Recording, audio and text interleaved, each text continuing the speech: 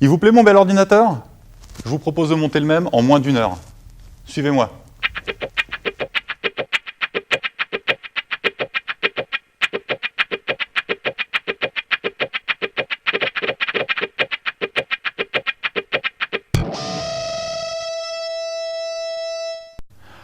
Alors de quoi j'ai besoin pour monter mon PC? Un tournevis cruciforme et c'est tout. Il faudra quand même quelques petites choses en plus. De la patience, de la méthode, un bon éclairage et un endroit bien dégagé. Vous êtes prêts?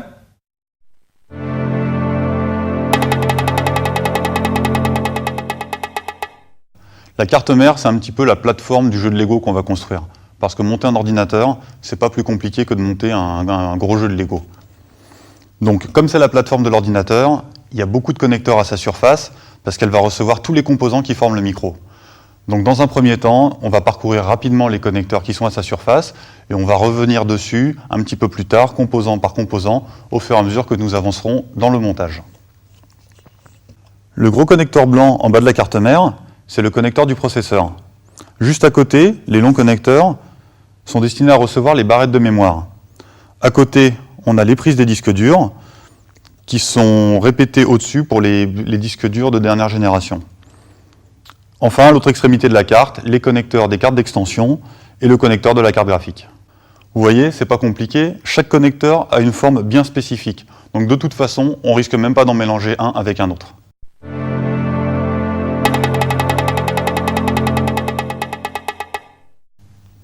On va poser le processeur sur la carte mère. Attention en le manipulant, ces petites papates sont très fragiles. Alors pour le fixer, je soulève le levier sur la carte mère. Je prends le processeur, je le pose sur le connecteur. Ah, là, ça rentre pas. Pourquoi? Parce qu'il y a un sens d'insertion. Pour repérer le sens d'insertion, je repère le petit triangle sous le processeur. Il y a aussi le même petit triangle sur le connecteur. Il suffit de les apposer l'un sur l'autre, d'insérer. Je tapote 2-3 coups à sa surface pour être sûr qu'il est bien rentré. Je rabaisse le levier jusqu'au clic, et c'est tout, il est fixé.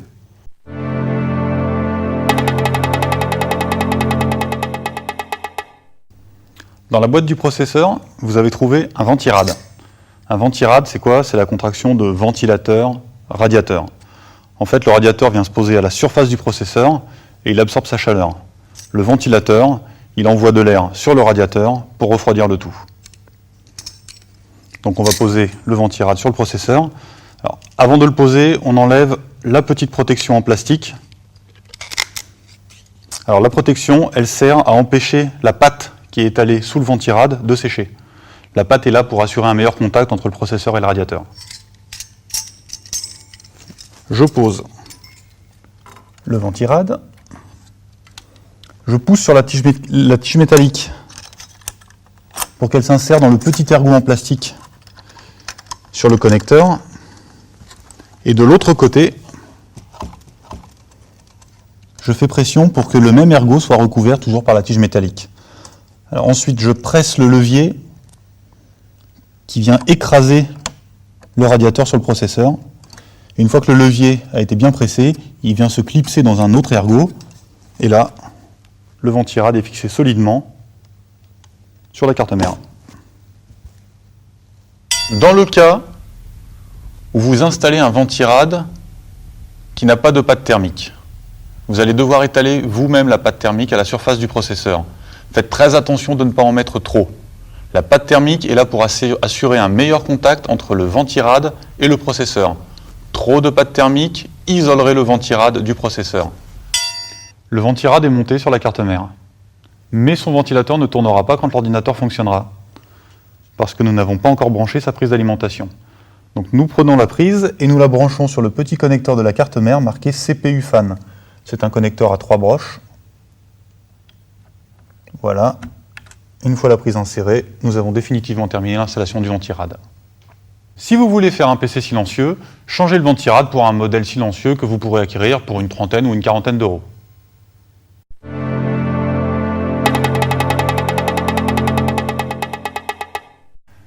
J'ai ici une barrette de mémoire. Je vais l'installer dans son connecteur, juste sous le processeur. je commence par libérer les loquets. Ensuite, je repère le sens d'installation. Un petit ergot en plastique correspond à l'encoche de la barrette de mémoire. Je glisse la barrette dans son emplacement et je presse fermement avec les pouces tout en ramenant les loquets avec les index. Il ne faut pas hésiter à appuyer fermement. Voilà, je répète l'opération autant de fois que j'ai de barrettes.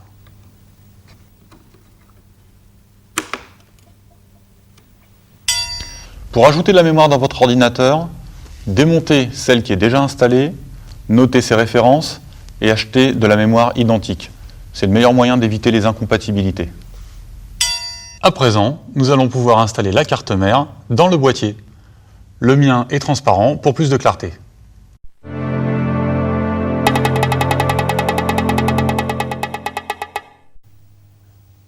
Vous trouverez dans la boîte de la carte mère une petite plaque métallique. Elle se fixe à l'arrière du boîtier. Je la pose dans son logement et je presse fortement jusqu'à ce qu'elle soit bien clipsée.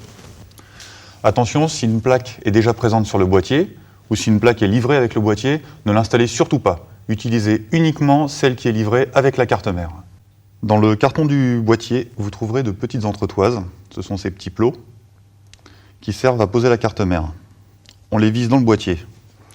Avant de les visser,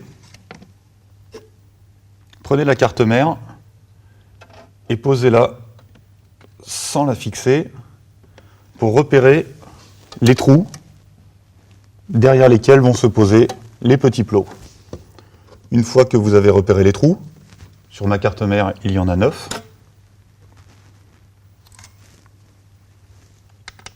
vissez les entretoises.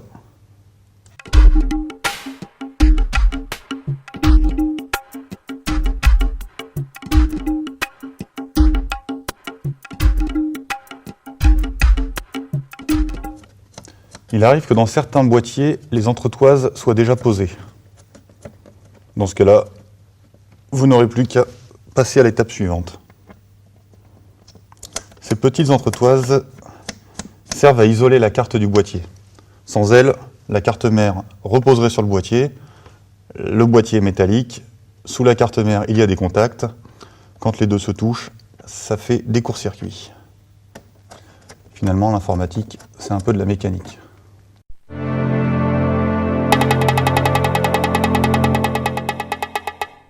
Voilà, on peut à présent poser la carte mère. Je l'insère dans le boîtier en faisant coïncider chaque trou de la carte mère avec les plots. Derrière le boîtier, les connecteurs externes de la carte mère doivent correspondre aux trous de la petite plaque qu'on a posée tout à l'heure.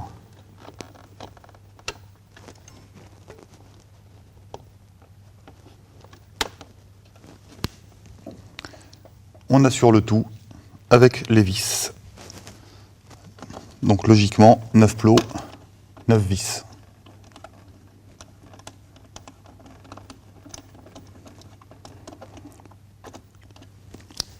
Si par malheur, l'un des plots n'était pas accessible et qu'on ne pouvait pas atteindre le trou pour placer une vis, on ne la placerait pas. C'est pas bien grave. Bien entendu, pour cette étape, j'ai remis le boîtier à plat. C'est quand même plus pratique que d'avoir une carte mère en équilibre. Si par hasard une vis glissait sur la carte mère, n'oubliez pas de la récupérer. Ne tentez pas de visser une autre à la place. Vous risqueriez d'oublier la première. Et au moment de mettre l'ordinateur sous tension, il y aurait un risque de court-circuit qui endommagerait l'ordinateur. Une dernière, et on passe à l'étape suivante.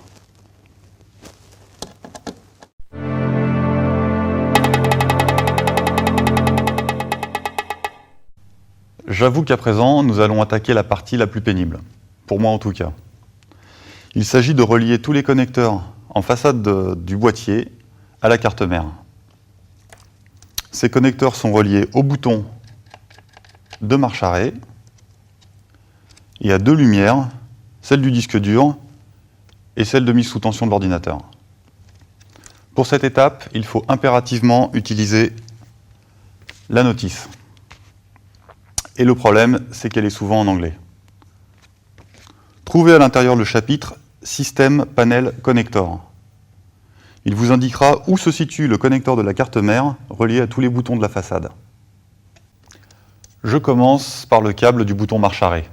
Pour le reconnaître, c'est simple, il est marqué Power Switch ou PSW, abréviation de Power Switch. Je l'enfile sur les deux broches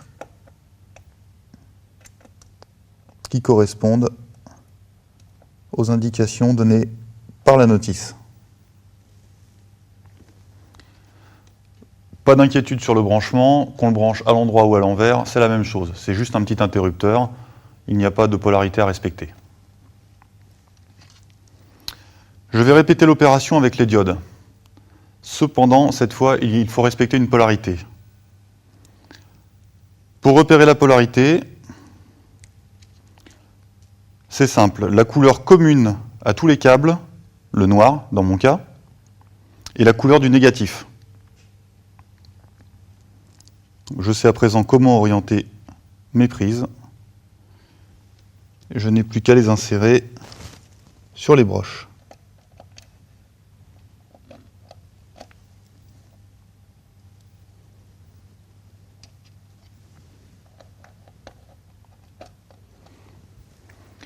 Sur mon boîtier, je n'ai pas de bouton de reset. Chez vous, il vous reste peut-être un ou deux câbles à brancher. Le mien en est dépourvu, mais il reste parfois les câbles du petit haut-parleur du boîtier et aussi un câble qui est relié à l'interrupteur de reset. Branchez-les de la même façon et passez à l'étape suivante. Il doit vous rester un connecteur un petit peu différent des autres qui sort de la façade, c'est la prise USB. Repérez sa position sur la carte mère dans la notice et branchez-le comme nous avons fait précédemment avec les connecteurs de la façade. Ah, le mien ne rentre pas. Je me suis trompé de sens, aucun risque de pouvoir l'insérer à l'envers, le trou est bouché. Je retourne la prise, et cette fois, ça passe tout seul. Comme moi, il vous reste certainement des prises USB disponibles sur la carte mère. Elles seront utilisées pour brancher des équerres additionnels, pour disposer de prises supplémentaires. Vous pouvez aussi, si vous le souhaitez, brancher un lecteur de carte en façade qui sera connecté à cette prise.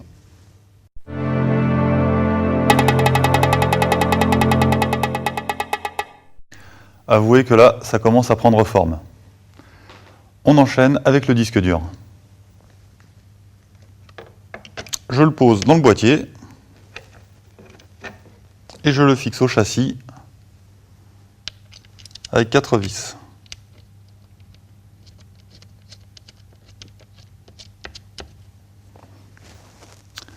Je ne prends pas de risque, je garde toujours une main sur le disque dur pour être sûr qu'il ne m'échappe pas et qu'il tombe.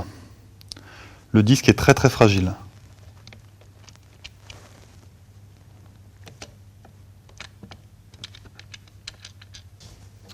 Il existe d'autres systèmes de fixation que le nôtre.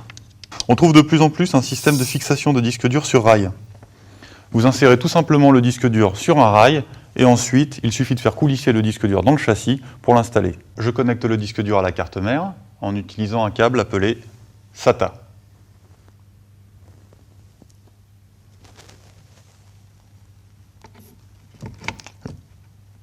Je connecte une extrémité à la prise SATA 1 de la carte mère et l'autre à l'arrière du disque dur. Il y a des détrompeurs, on ne risque pas de se tromper de sens.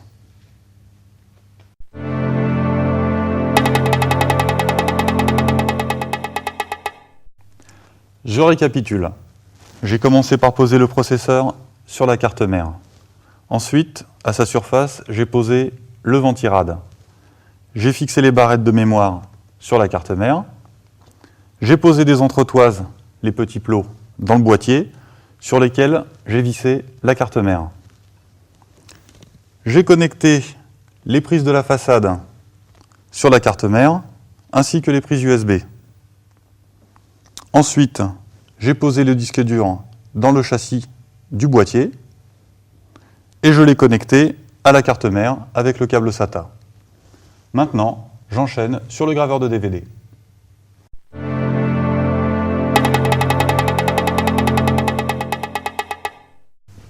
Avant de brancher le graveur de DVD, regardons ces connecteurs. À droite, le connecteur d'alimentation. À gauche, le connecteur de la carte mère. Pour continuer dans le côté bricolage, le graveur de DVD n'est rien d'autre qu'une boîte qu'on enfile en façade du boîtier jusqu'à ce que ces trous soient alignés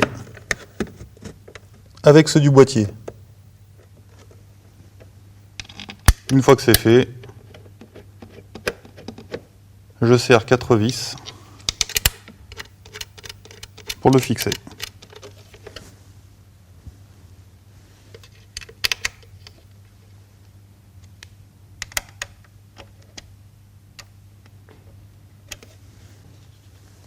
Ceci est une nappe IDE. Je vais l'utiliser pour connecter le graveur de DVD à la carte mère. Encore une fois, je ne risque pas de me tromper, il n'y a qu'une prise qui correspond à ce format. Si jamais j'avais vraiment un doute, je m'amuserai à compter le nombre de trous sur la prise.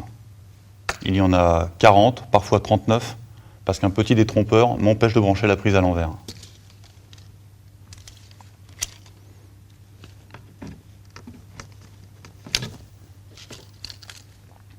J'insère l'autre extrémité sur le graveur de DVD, toujours sans risque de me tromper. Le même détrompeur est présent à l'autre bout.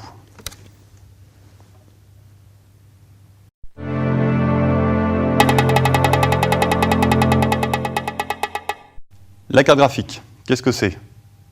Le terme graphique vous met déjà la puce à l'oreille. Effectivement, c'est elle qui sert à l'affichage. Comment? Grâce à ces petits connecteurs qui envoient l'image vers le moniteur. Vous savez brancher une prise électrique sur le secteur? Eh bien, à votre grand étonnement, vous savez brancher une carte graphique. C'est pas plus compliqué. Je prends la carte, je la pose sur le connecteur, je presse, et c'est fini. Presque, je vous ai un peu menti, c'est un petit peu plus compliqué. Maintenant, il faut fixer la carte graphique avec une vis.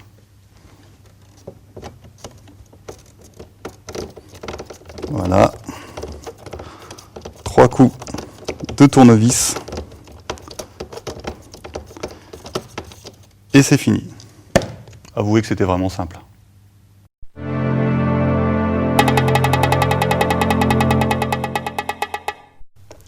Ceci n'est pas une pieuvre. Je sais, elle est facile. C'est une alimentation. D'un côté, elle se branche au secteur. De l'autre côté, elle délivre le courant à tous les composants du micro. Ah oui, sur votre boîtier, elle est certainement déjà installée.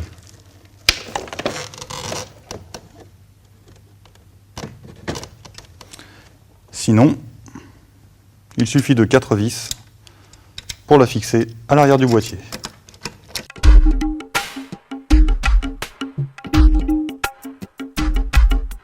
Je branche le connecteur principal d'alimentation de la carte mère. C'est le plus gros connecteur, celui qui a 24 broches. Encore une fois, il y a un détrompeur, je ne peux pas le brancher à l'envers. Un deuxième connecteur se branche sur la carte mère. Ça c'est nouveau, c'est sur les ordinateurs récents. Ils sont tellement puissants qu'ils demandent une alimentation auxiliaire pour le processeur. C'est un petit connecteur à 4 broches, il est carré. À présent, il ne reste qu'à brancher les lecteurs, c'est-à-dire le disque dur et le graveur, à l'aide de prises dites Molex. Ce sont les prises plates à 4 broches. J'en mets une sur le graveur, une autre sur le disque dur, et j'ai fini. Enfin presque. Les PC les plus puissants, ceux qui ont des cartes graphiques pour joueurs, demandent une alimentation sur la carte graphique. Installez-la et on a terminé.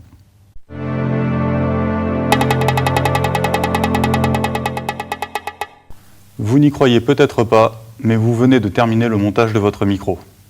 Avant de l'installer sur le bureau, je vais vous faire une petite présentation des connecteurs arrière et nous passerons à la suite. Tout en haut, le cordon secteur. C'est là qu'on va alimenter l'ordinateur.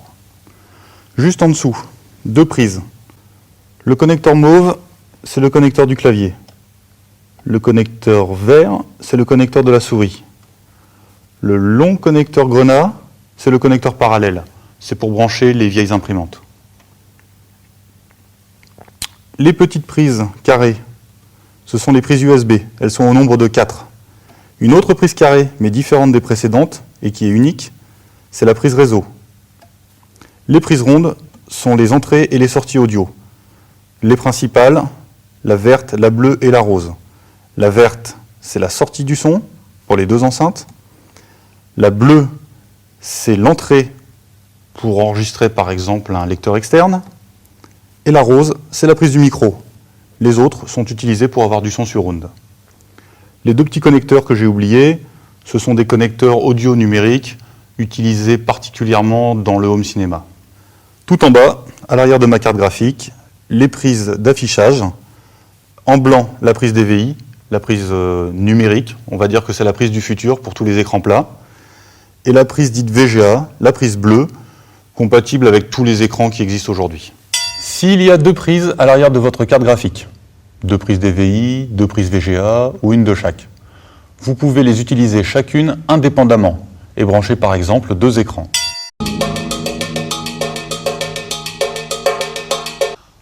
Voilà, mon PC est monté et je l'ai posé sur le bureau. J'ai installé tout autour la souris, le clavier et l'écran. Il ne me reste plus qu'à les brancher.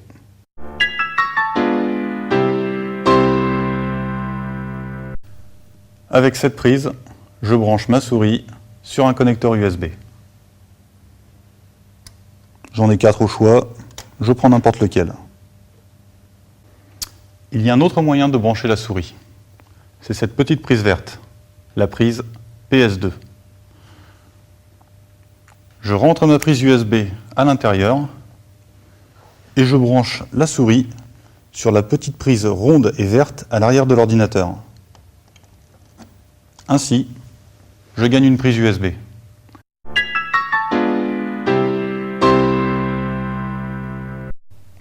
Pour le clavier, c'est un peu le même principe. C'est une prise mauve. À l'arrière de l'ordinateur, j'ai une prise mauve. Je n'ai plus qu'à les mettre l'une dans l'autre. Quelquefois, les claviers utilisent une prise USB. Dans ce cas, je répète la même chose qu'avec la souris.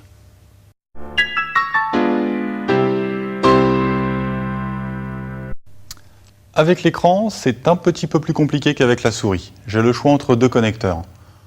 En priorité, j'utilise le connecteur DVI. C'est le connecteur numérique. Je le branche sur la prise blanche de la carte graphique. Si je n'ai pas ce connecteur à la fois sur la carte graphique et sur l'écran, j'utiliserai le connecteur VGA, la petite prise bleue sur la carte graphique. La prise ronde, c'est la sortie vidéo pour brancher sur la télévision. Je branche l'autre extrémité du câble DVI à l'écran. Alors où est le connecteur? Généralement bien planqué sous l'écran, derrière, dans un petit recoin. Donc je n'hésite pas à le coucher pour le rendre plus accessible. À l'arrière, quel connecteur utiliser? Tout simplement le même que sur la carte graphique. Le connecteur DVI est blanc, celui que je vais utiliser. Sinon, le connecteur VGA est bleu.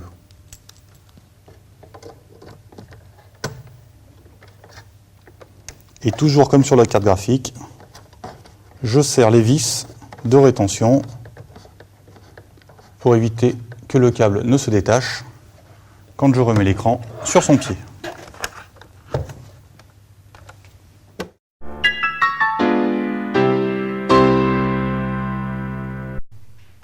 Je branche la prise verte des enceintes sur la prise verte du boîtier. Je n'ai plus qu'à relier les enceintes sur la prise secteur et nous démarrons le micro.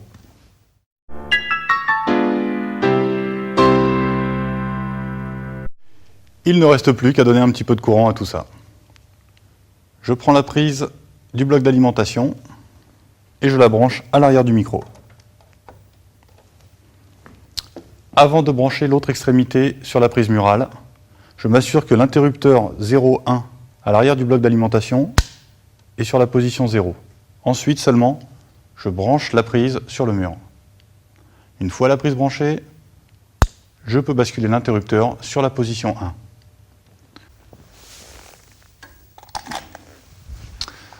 Voilà, c'est le moment de vérité. J'appuie sur le bouton de la façade. L'ordinateur démarre. Si vous allumez votre ordinateur et qu'il ne se passe rien, il peut y avoir plusieurs causes au problème. La première, vous avez oublié les entretoises qui séparent la carte mère du châssis. Dans ce cas, il y a un faux contact entre la carte et le châssis et l'ordinateur refuse de démarrer. Autre possibilité, vous avez mal connecté la prise on-off de la façade. Vérifiez bien qu'elle est connectée au bon endroit sur la carte mère et qu'elle est bien branchée.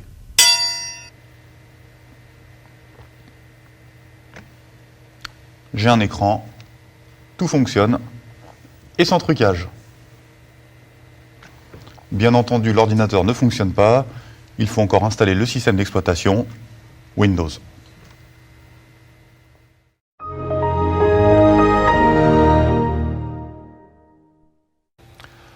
Pour installer Windows, j'utilise son CD. Oui, tout Windows est sur ce petit CD que je place dans le tiroir du graveur. Je referme le tiroir et j'éteins l'ordinateur. J'attends quelques secondes et je redémarre l'ordinateur. Pourquoi ? Parce qu'en éteignant et en rallumant l'ordinateur, il redémarrera sur le CD et lancera automatiquement l'installation.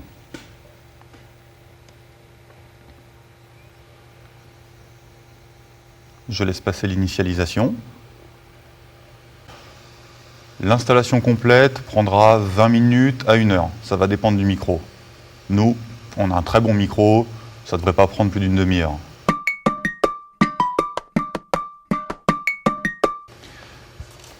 L'écran vient de changer de couleur. Je vais bientôt devoir opérer au clavier. Voilà, l'écran redevient bleu. Pour installer Windows XP, je dois appuyer sur Entrée. C'est ce que me demande l'assistant d'installation. J'appuie donc sur Entrée. En fait, en ce moment, Windows est en train de regarder combien j'ai de disque dur. Voilà, le contrat de licence apparaît. Je le lis en appuyant sur la touche page suivante du clavier et j'accepte le contrat en appuyant sur F8.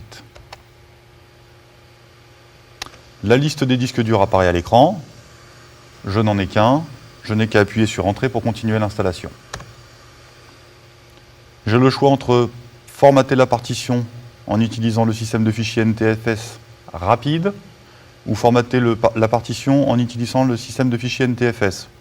Je ne suis pas pressé, je choisis formater la partition en utilisant le système de fichiers NTFS.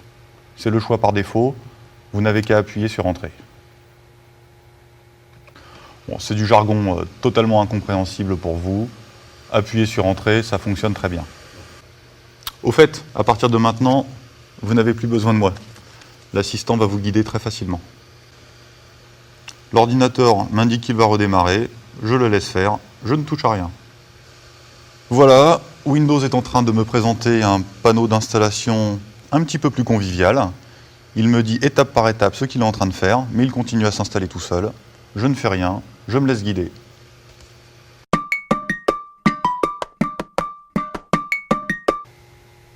L'installation de Windows est pratiquement terminée. D'ailleurs, il me souhaite la bienvenue. J'en profite pour retirer le CD du graveur. Je referme le tiroir et je clique sur Suivant Je continue à suivre les indications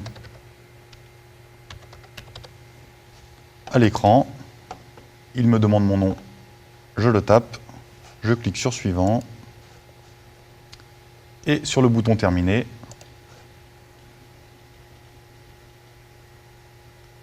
Pour finir définitivement l'installation.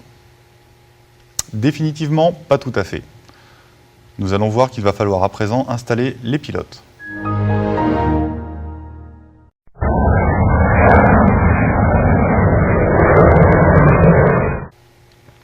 Un pilote, qu'est-ce que c'est? C'est un petit logiciel qui va permettre à Windows d'utiliser parfaitement et pleinement les capacités de mon matériel. Je vais donc commencer par lui installer le pilote de la carte mère.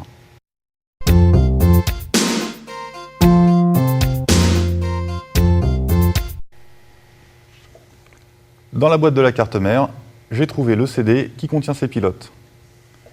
Je l'insère dans le graveur et je le laisse démarrer tout seul.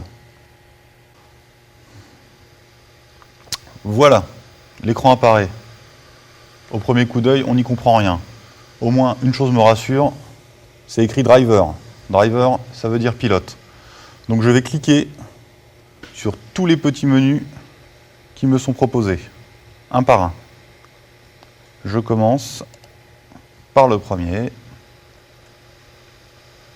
Et on va continuer ainsi de suite avec chaque driver ou pilote.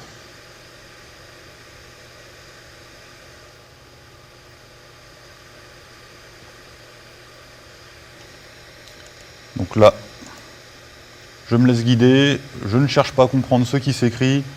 À chaque fois que c'est proposé, je clique sur suivant. Et je laisse Windows faire sa soupe tout seul. Quand on me demande si je veux installer un pilote, je clique systématiquement sur oui.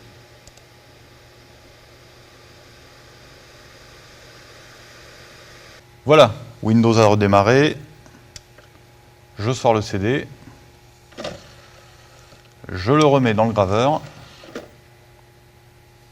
L'écran des pilotes va apparaître de nouveau. Je vais cliquer sur le deuxième pilote.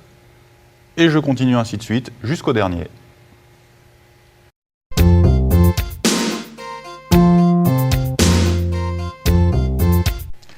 Voilà, mon ordinateur vient de redémarrer, les pilotes de la carte mère sont installés.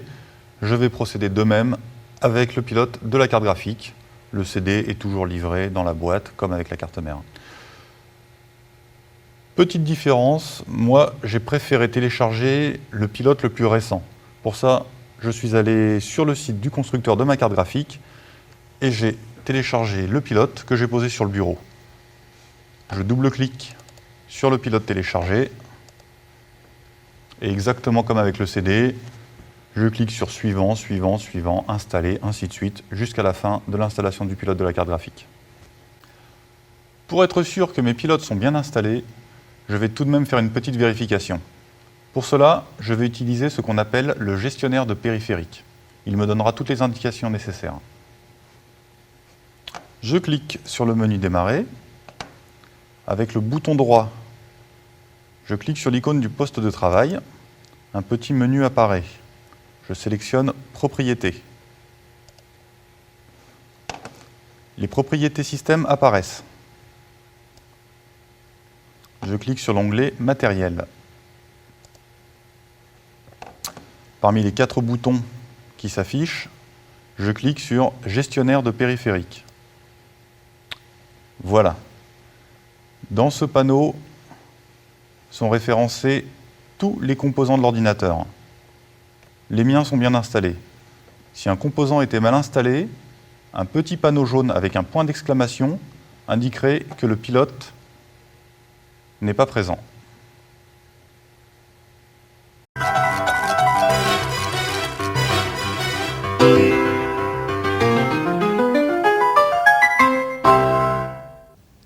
Bon, là, c'est du grand n'importe quoi. Mais sans en arriver là, une mauvaise position, maintenue pendant des heures et des heures devant l'ordinateur, provoque des douleurs aux poignets, aux coudes, aux épaules, ou même dans le dos. Lumière.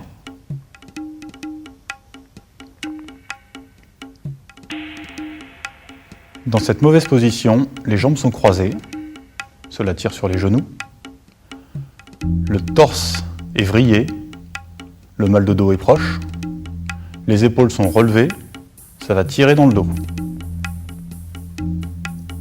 Dans la bonne position, les jambes et le buste sont dans l'axe de l'écran.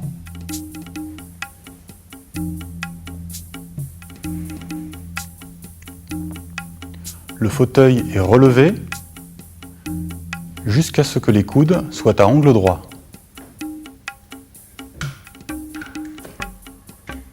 Au besoin, on rapproche le clavier du corps pour parfaire l'angle droit.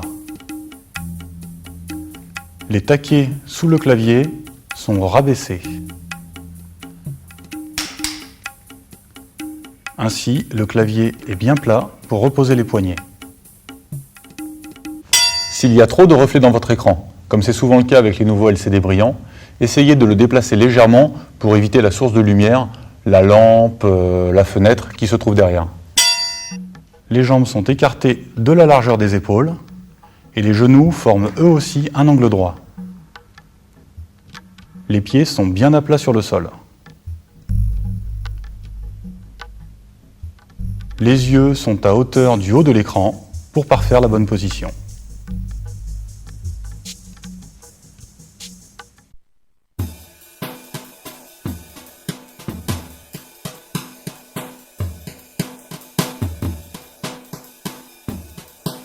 Moi, la musique, j'adore.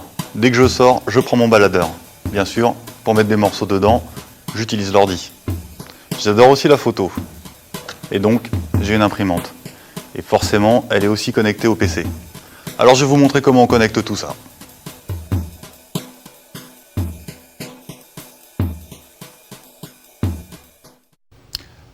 Tous les accessoires s'installent sur les prises USB. Règle importante, il faut toujours installer le logiciel avant le matériel. Pour l'exemple, j'installe une imprimante. Je commence par prendre le CD dans la boîte. Je le pose dans le graveur.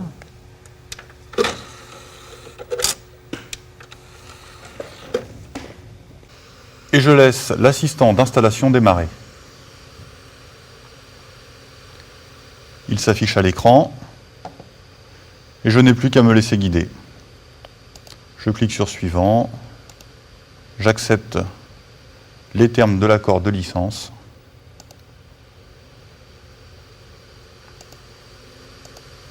Et je continue ainsi de suite jusqu'à la fin de l'installation. Le logiciel est installé. L'ordinateur a redémarré, c'est souvent le cas.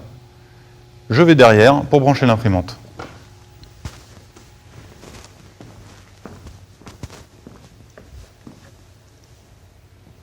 Je la branche sur le secteur.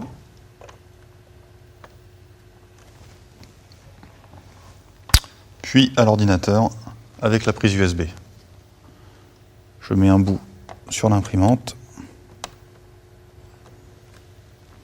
et l'autre sur une des prises de l'ordinateur à l'arrière de la carte mère. J'en ai généralement 4. Il y en a toujours une, 2, voire 3 de libre, si ce n'est toutes.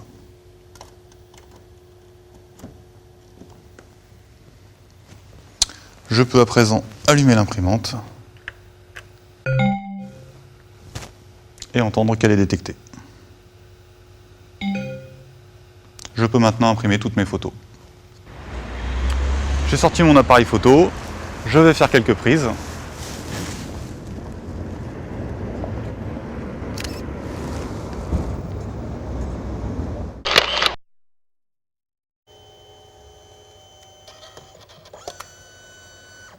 Waouh, jolie photo. Vous voyez, ça marche bien.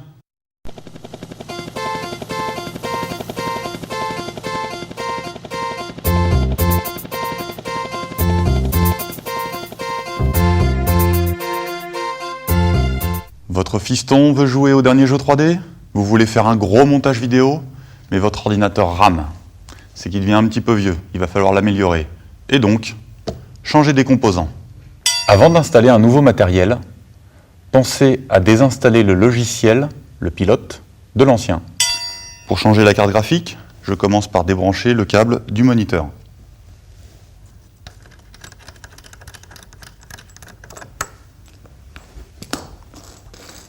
À présent, je vais détacher la vis qui la retient au châssis. Avant d'installer les composants électroniques, comme le processeur, la barrette de mémoire ou même une carte graphique, touchez toujours un très gros objet métallique pour vous décharger de l'électricité statique. Vous pouvez par exemple toucher le châssis du boîtier.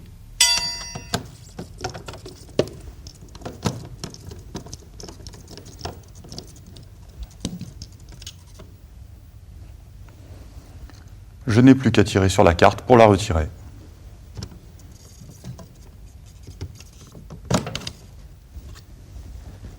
Je vais pouvoir la remplacer par la nouvelle.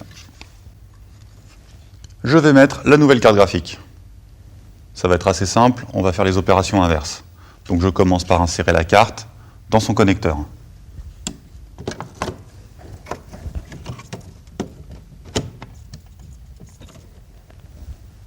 Ensuite, je la fixe avec la petite vis sur le châssis.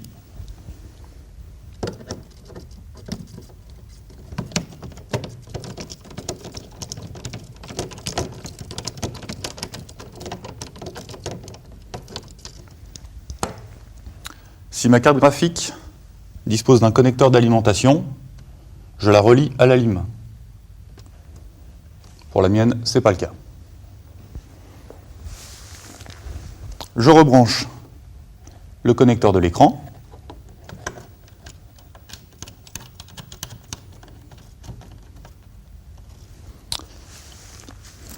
Et je remets la prise secteur. Voilà. Le fiston va pouvoir jouer au jeu 3D maintenant.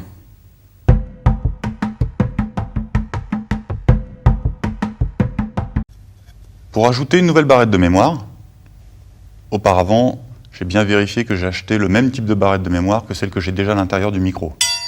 Avant de bricoler dans l'ordinateur, débranchez toujours le cordon du secteur. J'ouvre les loquets qui sont situés de chaque côté du connecteur. Je repère le sens d'insertion de la mémoire. La petite fente va du côté où il y a un ergot en plastique dans le connecteur. Je glisse la barrette dans le connecteur. Il y a des petits guides de chaque côté.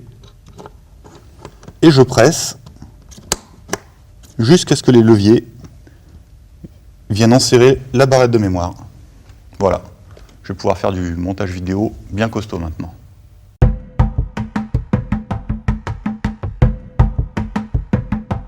Si je croule sous les fichiers, j'ai plein de fichiers vidéo, j'ai plein de photos, j'ai beaucoup de MP3 et j'ai plus de place sur mon disque, qu'est-ce que je fais? J'ajoute tout simplement un disque dur. Ajouter un disque dur SATA, c'est très très simple. Je place le disque dans le châssis. Je l'attache avec 4 vis, 2 de chaque côté. Je le relie à la carte mère avec un câble SATA. Ce câble sur mon disque déjà présent. Je le connecte à l'alimentation pour lui donner du courant. Et c'est fini. Je redémarre. Windows va détecter le nouveau disque.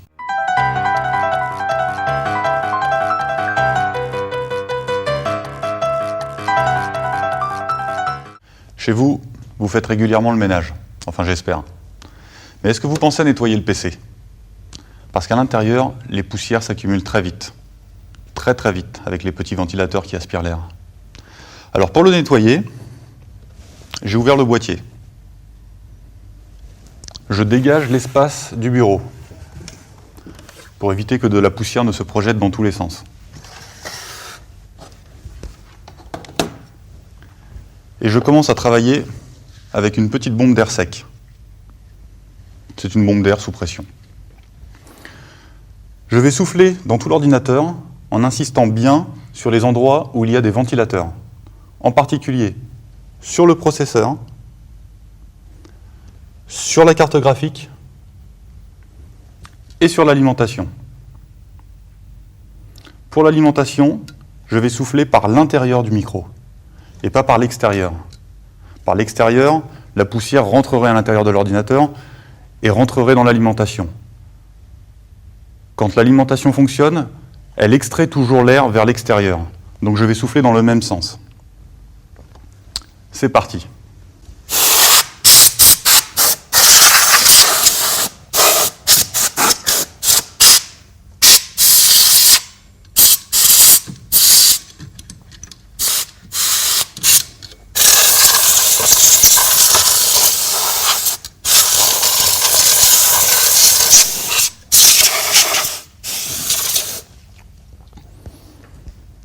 Voilà, je crois que j'ai bien dégrossi.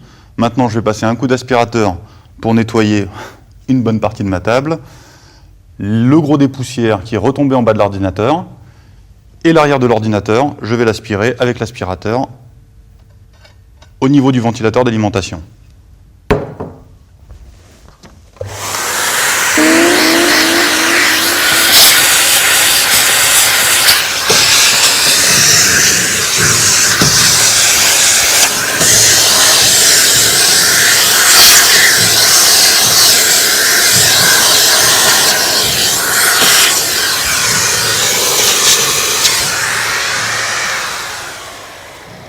Je peux repasser un petit coup d'aspirateur à l'intérieur de l'alimentation, à la surface du ventilateur du processeur, mais j'essaye de ne pas trop approcher la carte mère pour ne pas arracher un composant.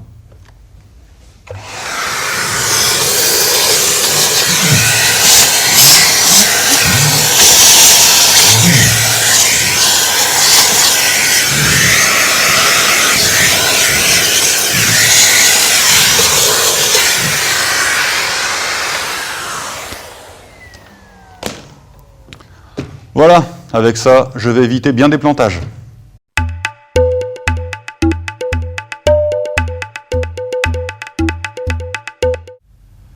J'ai un problème. Mon portable est vraiment trop lent. Alors j'ai 3 solutions. Soit je le garde et je continue bon an mal an, soit je le change, soit j'essaye de le booster un petit peu. Le mien a 2 ans, donc je pense qu'il a encore de belles années devant lui. Je vais donc lui changer son disque dur pour un plus performant et lui rajouter de la mémoire. Changer le disque dur et ajouter de la mémoire, ça se passe sous le portable. Je l'ai retourné pour accéder aux trappes et changer les composants.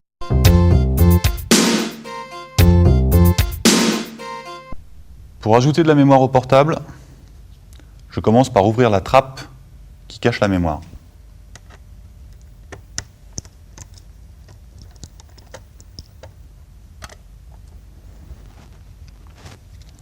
Je découvre les connecteurs au nombre de 2. Moi, j'ai de la chance. Il y a un connecteur libre. Je vais pouvoir mettre ma nouvelle barrette.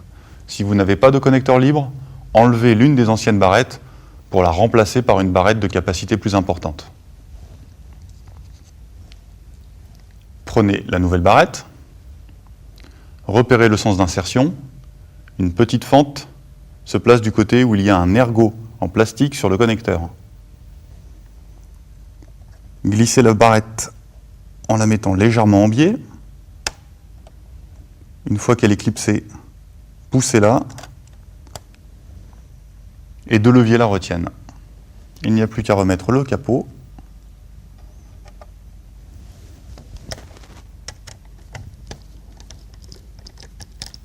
Trois coups de tournevis.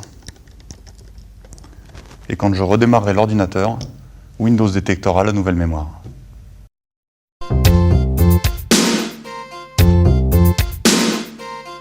Avec le même principe que pour la mémoire, nous allons maintenant installer le nouveau disque dur. Avant de changer le disque dur de votre portable, pensez à sauvegarder vos informations personnelles. Pour ça, utilisez le graveur du portable. Vous pouvez aussi utiliser un disque externe. Dans mon cas, le disque dur est situé sous le graveur. Je commence par extraire le graveur. Et là, je vois parfaitement le disque dur. 4 petites vis retiennent son berceau. Je les enlève.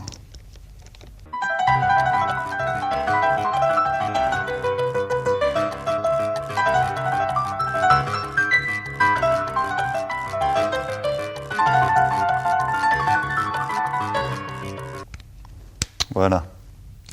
J'ai enlevé les 4 vis du berceau. Je peux tirer sur la petite languette qui me permet d'extraire le disque. Il est vissé sur le berceau. À nouveau, je retire les 4 vis.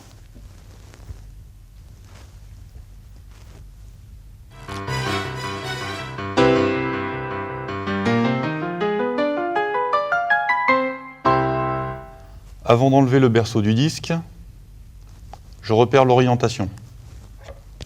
Je place mon nouveau disque dans le même sens, pour être sûr que les connecteurs sont bien à l'endroit. Je replace le berceau sur le nouveau disque.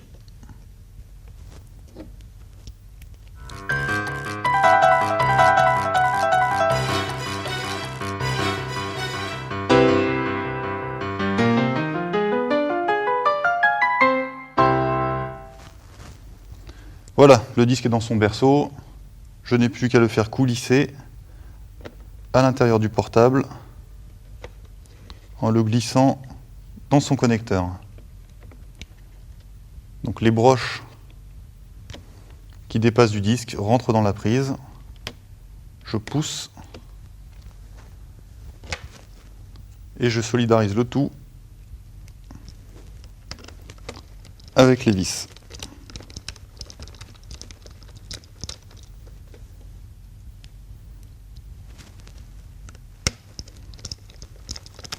On a presque fini.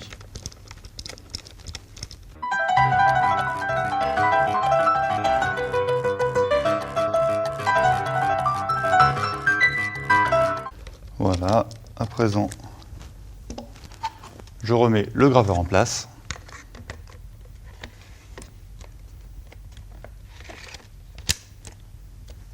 Et je peux à présent travailler plus rapidement et j'aurai largement de place pour mettre des photos, de nouvelles vidéos et tous les fichiers que je veux.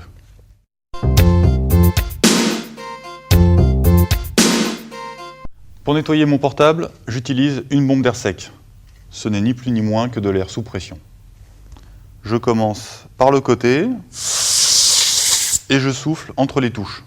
Progressivement, je remonte jusqu'au côté opposé.